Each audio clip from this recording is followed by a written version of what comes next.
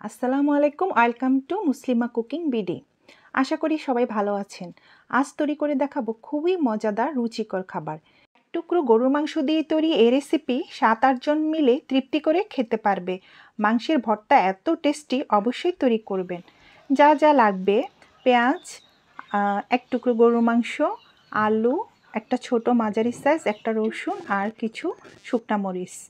তো আমি এগুলো সিদ্ধ করে নেব, তাই ছোট করে কেটে নিয়েছি। আপনারা চাইলে প্রেসার কুকারে করে নিতে পারেন, 2-3 মিনিটের মধ্যে হয়ে যাবে। একটা রসুন কোষ ছাড়িয়ে নিয়েছি, একটা পেঁয়াজ 4 টুকরো করেছি। পেঁয়াজ এখানে তৈরি করতে 2টা লাগবে, একটা পরে দিব কাঁচা অবস্থায়। আর দিলাম 1 ইঞ্চি আদা, একটু ছোট করে কেটে দিয়েছি।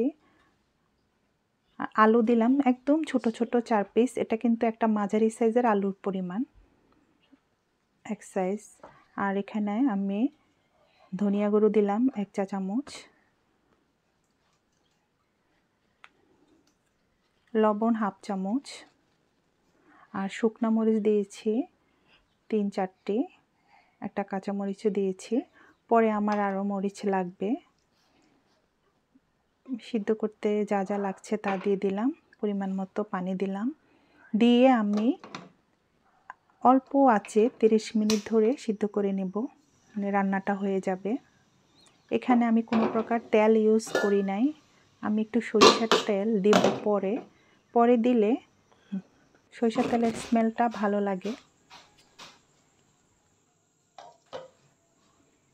সিদ্ধ হয়ে গেছে, এখন আমি আলুর খোসাগুলো ছাড়িয়ে নিচ্ছি।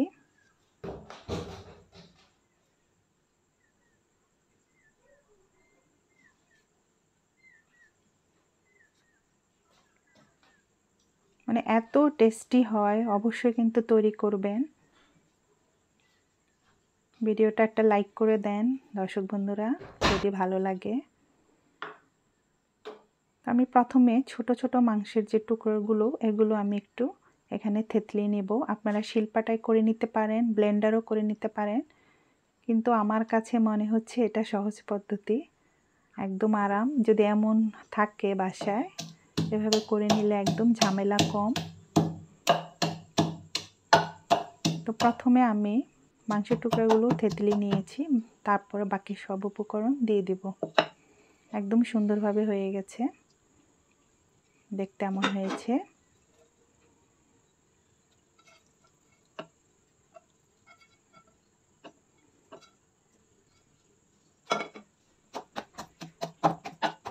তো বাকিগুলো আমি করে নিচ্ছি এভাবে।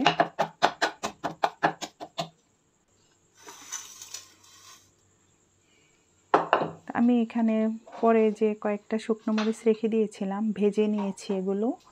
আর একটা ছোট সাইজের পেঁয়াজ কুচি করে রেখেছি কুচানো, আর একটু ধনিয়া পাতা কুচানো। তো আমি শুকনো মরিচগুলো লবণ দিয়ে, সামান্য পরিমাণ একটু লবণ দিয়ে এগুলো মেখে নিচ্ছি, সাথে পেঁয়াজ কুচানো আর ধনিয়া পাতা কুচানো। যখন আমরা ভর্তা তৈরি করব, এই কাঁচা জিনিসগুলো দেব, তখন ভর্তাটা অনেক টেস্টি হয়। তো আমি সিদ্ধ করতেও ইউজ করেছি, কারণ যেহেতু এটা গরুর মাংস, তো ওখানেও আমি একটা পেঁয়াজ দিয়েছি, এখন একটা পেঁয়াজ দিয়েছি, একদম ছোট সাইজ 2টা লাগছে। আর মরিচ তখন সিদ্ধ হওয়ার সময় দিয়েছিলাম, এখনও দিচ্ছি। যার যার পরিমাণ মতো ঝালটা আপনারা নেবেন। আর এখানে আমি সরিষা তেল 1 চা চামচ দিয়েছি।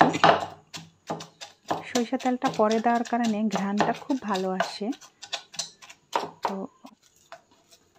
হয়ে গেছে, তা আমি এখন এগুলো সার্ভ করার জন্য রেডি করব। এত টেস্টি হয়, মানে বলার মতো না। আপনারা যদি ট্রাই না করেন এর স্বাদ বুঝবেন না, অবশ্যই ট্রাই করবেন। তো বন্ধুরা, তৈরি হয়ে গেল মজাদার এই মাংসের এক টুকরো মাংস দিয়ে তৈরি করা এই মজার রেসিপিটি। অবশ্যই তৈরি করবেন, অনুরোধ রইল। আর যদি ভিডিওটি ভালো লাগে, অবশ্যই একটা লাইক, কমেন্ট, শেয়ার করে দিবেন।